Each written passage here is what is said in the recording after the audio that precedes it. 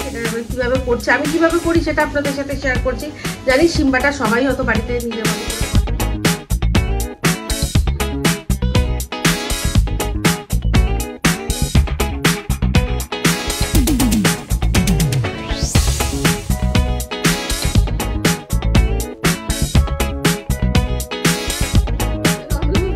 রনুর বাবা মাটন।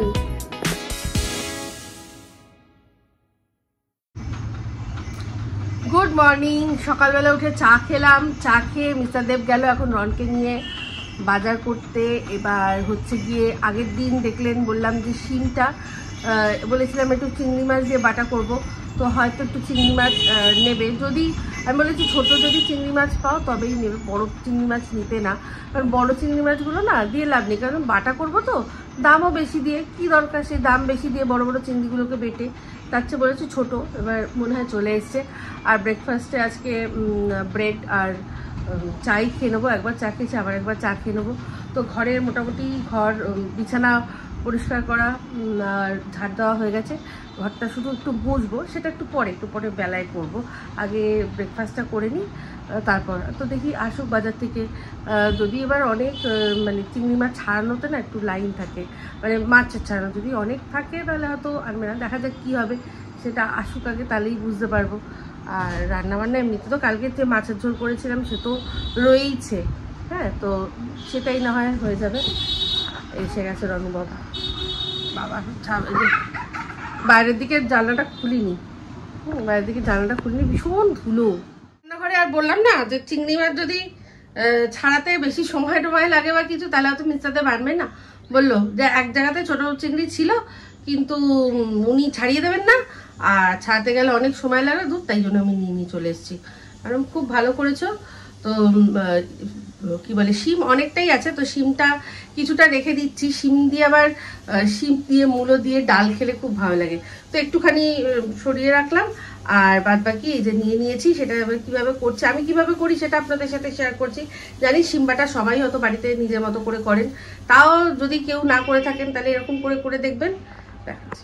শিম সবার আগে এই দুধার কেটে আর এই যে মাঝখানে যে শিরাটা সেটা ভালো করে ছাড়িয়ে নিতে হবে। যদিও খুব কচি শিম ছিল, আমার ছাড়াতে খুব একটা অসুবিধা হয়নি, কিন্তু ছাড়িয়ে নেবেন, এটা কিন্তু মেন, ভালো করে ধুয়ে নেবেন, এগুলো একটু দাগ থাকে। আর এই রসুন ছাড়িয়ে নিয়েছি, কাঁচা লঙ্কা নিয়েছি দুটো। আরেকটা প্রসেস হয় যেটা হচ্ছে শিমটাকে একটু জলে ভাপিয়ে নিয়ে তারপর বেটে তারপর ওটাকে আর কি ভালো করে শুকানো, কিন্তু আমার মনে হয় ভেজে করলে বেশি ভালো হয়। তো এখন আমি জাস্ট একদম হালকা অল্প একটু তেলে এই শিমটাকে আর তার সাথে কয়েক কোয়া রসুন ভালো করে আমি আর কি সাঁতলে নেব। সবার আগে এই কয়েক কোয়া রসুন দিয়ে দিলাম, আর তারপর দিয়ে দিচ্ছি শিমগুলো ছোট করে কেটে নিলেও ভালো হয়, অসুবিধা নেই। এটাকে একটুখানি কাঁচা ভাবটা কেটে যাওয়া অবধি আমি এটাকে করবো, নাড়াচাড়া করবো। আর কয়েক কোয়া রসুন দেখুন রেখে দিয়েছি, ওটা কি হবে পরে বলছি। আর এখানে আমি বাটার জন্য দুটো কাঁচা লঙ্কা নিয়েছি, বাটবো যখন দুটো কাঁচা লঙ্কা দিয়ে বাটবো, আর কিছুটা গোটা কাঁচা লঙ্কা দিয়ে দেবো। এটা খুব ভালো করে এটা করে নিয়ে তারপর দিচ্ছি। দেখুন শিমটা ঠিক এরকম হবে, মানে গায়ের মধ্যে একটু হালকা হালকা আর কি ভাজার দাগ হয়ে যাবে, ব্যাস। তাহলে এর চেয়ে বেশি আর করার দরকার নেই, কারণ এরপর তো এটা বাটা হবে, তারপর আরও একটা প্রসেস আছে, তাই এইটুকুই যথেষ্ট।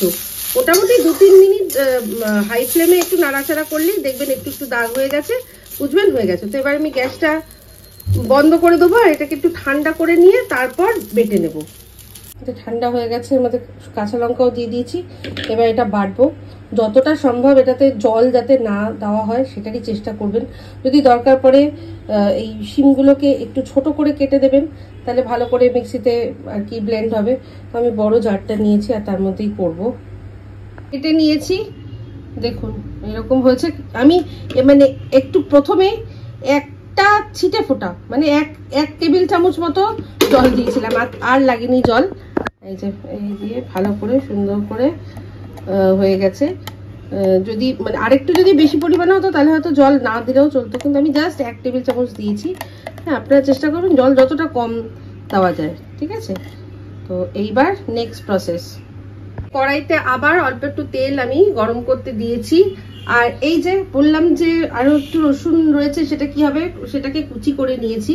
তো এই রসুনটাকে এবার তেলের মধ্যে ভাজবো, ভেজে তারপর আর কি বাটাটা দিয়ে ভালো করে শুকাবো। আর তার সাথে সাথে লাগবে এটা হচ্ছে গিয়ে কালো জিরে।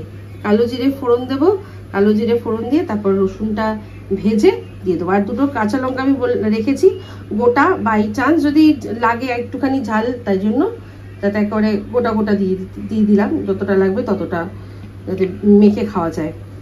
রগরগে গরম হয়ে গেছে, তার মধ্যে দিয়ে দিচ্ছি কালো জিরে ফোড়ন আর দিচ্ছি রসুন কুচিটা। এটা একটু হালকা ভাজবো, তারপর এর মধ্যে বাটা শিমটা দিয়ে দেবো।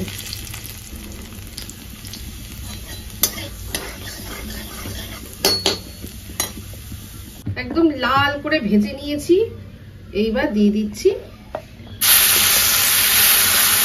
বাটাটা। তবে আমার মনে হচ্ছে একটুখানি জল দিয়ে এই মিক্সির মধ্যে দিতে হবে, নাহলে অনেকটাই ওয়েস্ট হবে, একটু দিতে হবে। আর এর মধ্যে নুন দেবো, আর দেবো হলুদ, আর পরিমাণ মতো চিনি। একটুখানি দিতে হবে জল, একটু, মানে মিক্সির মধ্যে অনেকটা দেখুন ওয়েস্ট হবে, এটা বার করা যাচ্ছে না। একটু দিয়ে দেবো, আবার শুকিয়েও নেবো সেটা।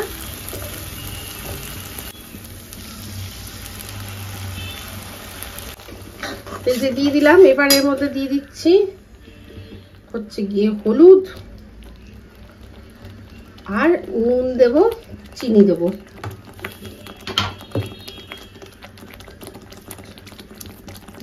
নুন দিয়ে দিলাম আর চিনি।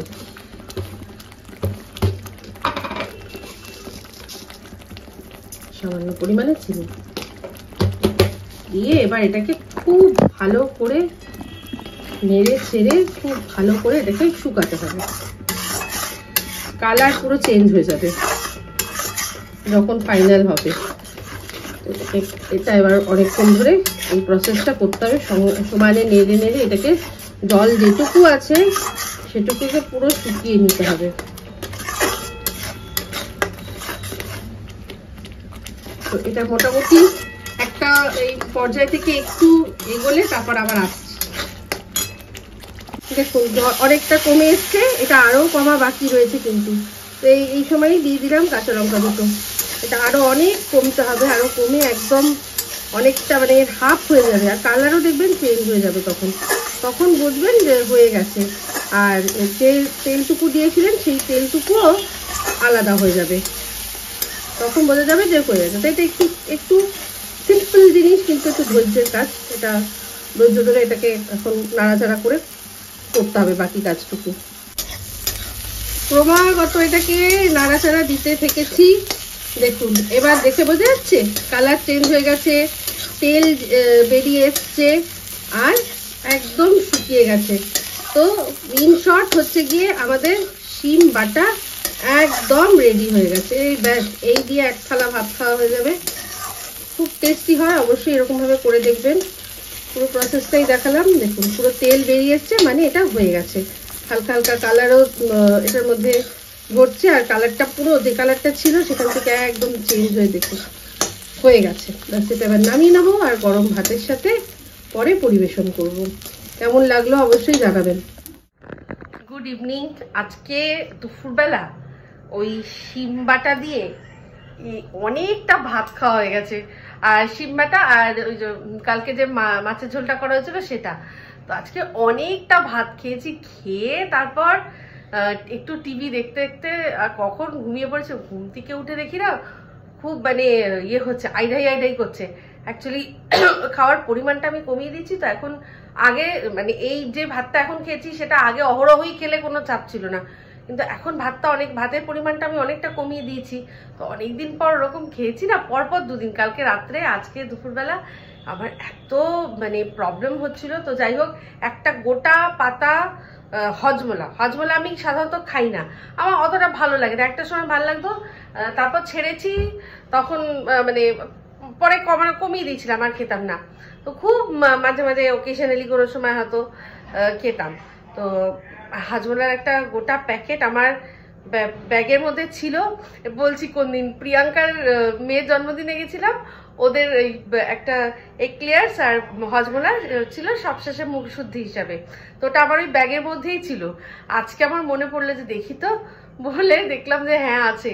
তো ওইটাই বসে সুন্দর করে বেশ হজমোলাটা খেলাম, তাতে দেখলাম একটু একটু একটু একটু শরীরটা মানে যেটা একটা গাগুলানি ভাবটা ছিল সেটা চলে গেছে। তারপর মিস্টার দেবকে বললাম যে জানো শরীরটা খুব খারাপ লাগছে, মানে পেটটা আইঢাই করছে, বললো একটা রেনটা খেয়ে নাও। তো ওই রেনটা খেয়ে নিলাম, তো খেয়ে তারপর এখন অনেকটা ঠিক আছে। এখন যাচ্ছি চা করতে, চা করব, আর হচ্ছে গিয়ে রাতে আমাদের ডিনার কি আছে সেটা আপনাদের সাথে শেয়ার করব। চাটা করি।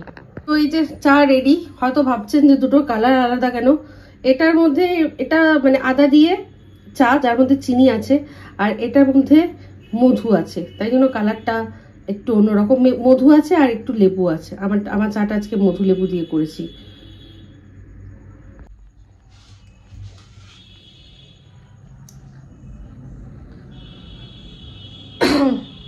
আমার চায়ে চিনি আমি অনেক দিনই মোটামুটি অনেক কম করে দিচ্ছি, খাই না তা নয়, চিনি দিয়ে তো রাস্তা দিয়ে যতবার খাই চিনি দেওয়া খাই, অনেক দিন কমিয়ে দিয়েছি।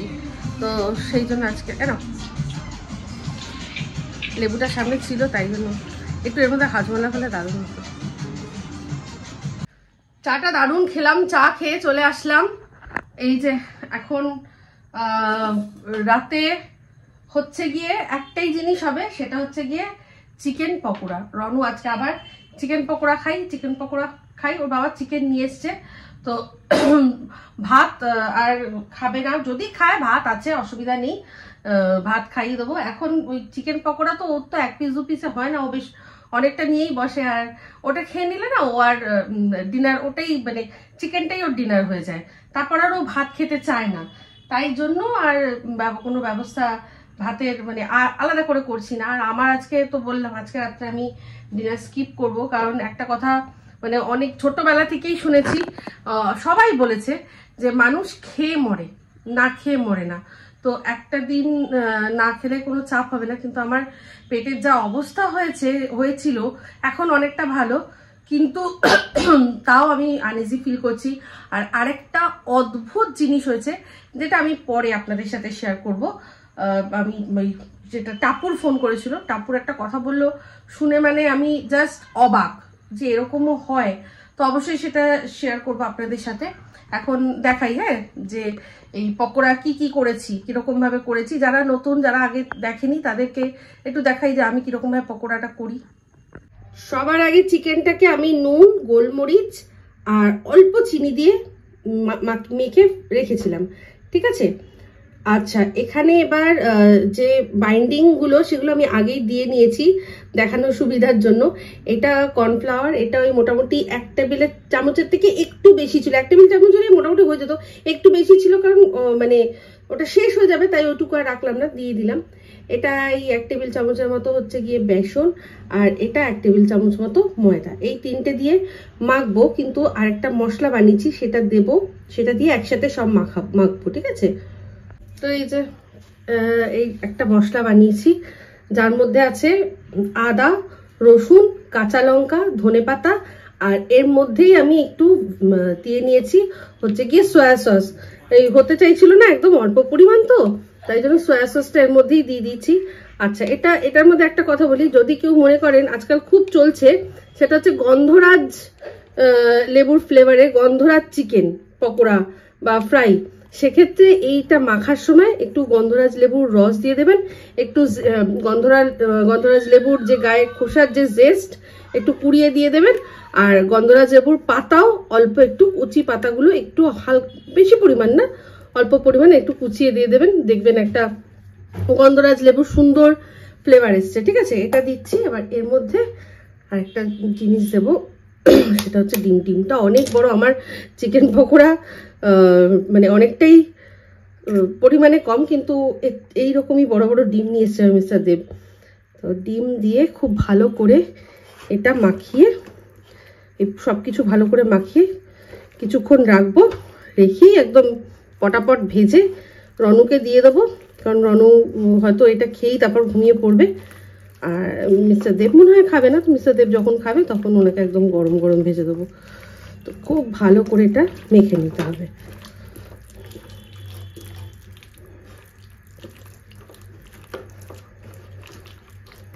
যদি মনে হয় যে কোনো কিছু কম মনে হচ্ছে তাহলে অবশ্যই অ্যাড করবেন। আমার তো এখানে মনে হচ্ছে যা দিয়েছি সব একদম ঠিক। খুব বেশি ঠিক কোট বাড়িতে আমরা যখন খাই তখন তো খাই না, রেস্টুরেন্ট বা বাইরে দোকানে তারা কোটিংটা দেয় লাভের জন্য বেশি করে। চিকেনের সাইজ কম থাকে আর মোটা কোটিং থাকে।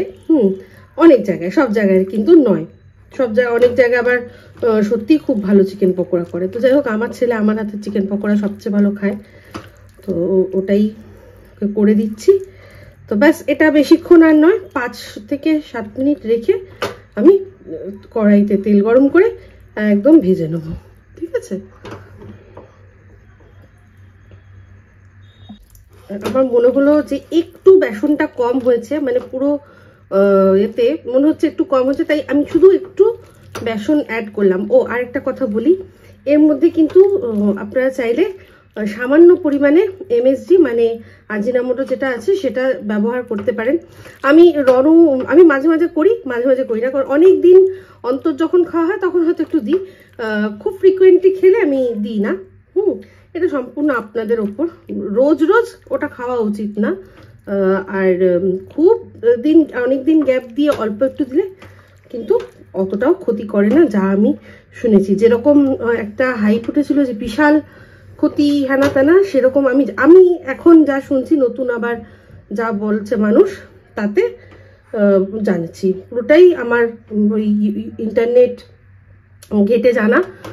আমি তো নিজস্ব এটা কোনো রকম কোনো গবেষণা করিনি, তাই মোটামুটি যেই সোর্সগুলো আমার রিলায়েবল মনে হয়, যখন মনে হয়েছিল যে খুব ক্ষতিকর ছেড়ে দিয়েছিলাম, যখন আবার শুনছি যে না মাঝে মাঝে আর অল্প পরিমাণে মডারেট পরিমাণে খেলে খাওয়া যায়, তখন থেকে আবারও ওই মাঝে মাঝে কখনো দিই কখনো দিই না। ঠিক আছে? তো আজকে খুব স্ট্রং সুন্দর ফ্লেভার আছে এটার মধ্যে ধনেপাতা, আর খুব সুন্দর করে মেখেছে। আমার মনে হয় আজকের দিনটা আমি স্কিপ করলাম। তেল গরম করতে দিয়ে দিয়েছি, খুব সুন্দর করে গরম হচ্ছে। এইবার এই একে একে দেখুন, একে একে ছাড়বো সুন্দর করে। আগে রনুর জন্য কটা ভেজে নেবো, বাদ বাকি পরে ওর বাবার জন্য আবার ভাজবো। তেল মোটামুটি গরম হয়ে গেছে।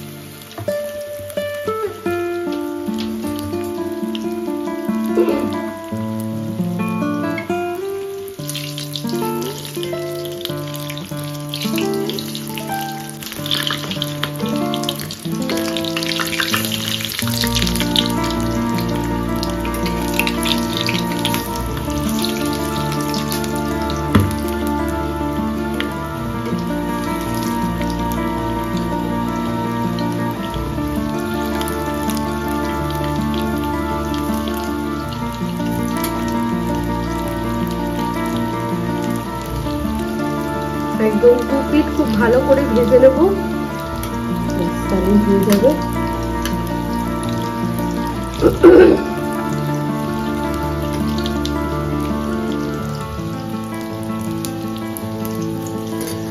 মোটামুটি অনেকটা ভাজা হয়েছে। এবার এই একটা কায়দা যেটা সব দোকানে করে, ওরা ডাবল ফ্রাই করে, তো আমি এখন আলাদা করে ওরকম ভাবে, মানে ওরা সব ভেজে তুলে রাখে তারপর পরে আবার ফ্রাই করে।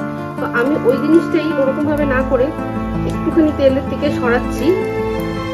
ওটারই একটা শর্টকাট ভার্সন। একটু বাইরের এই হাওয়াটা লাগলো, ওরা বাইরে একটু হাওয়া খাইয়ে নেয়, আমার সেটা উপায় নেই। তারপর আবার এই যে দিচ্ছি, তাহলে আরো বেশি ক্রিস্পি হয়। ডবল করে ফ্রাই করলে। একদম হালকা কোটিং, ভেতরে পুরোটাই চিকেন আর নরম তুলতুলে সুন্দর আমাদের চিকেন পকোড়া একদম রেডি। এরকমভাবেই ভেজে সবকটা এখন মানে রনকে দিয়ে দেবো, ঠিক আছে? তো অবশ্যই আমার এই রেসিপি দেখে আপনারা ট্রাই করবেন, করে বাড়িতে সবাইকে খাওয়াবেন। আর সবাই কেমন তারিফ করলো অবশ্যই আমাকে কিন্তু ফিডব্যাক দিতে ভুলবেন না।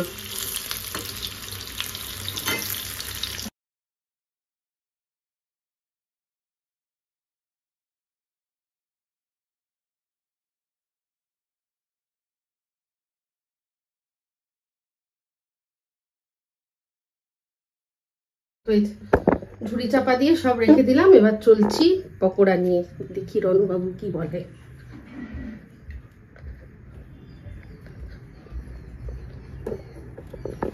রন, ওইও এনে তো চিকেন পকোড়া এসে গেছে, একটু ধরো তো।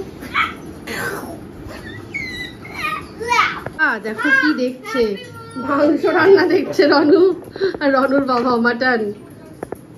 মিস্টার দেবের চিকেন পকোড়া সার্ভ করে দিয়েছি। আর এটা হচ্ছে সেদিন যে চিজ ডিপটা কিনেছিলাম সেটা।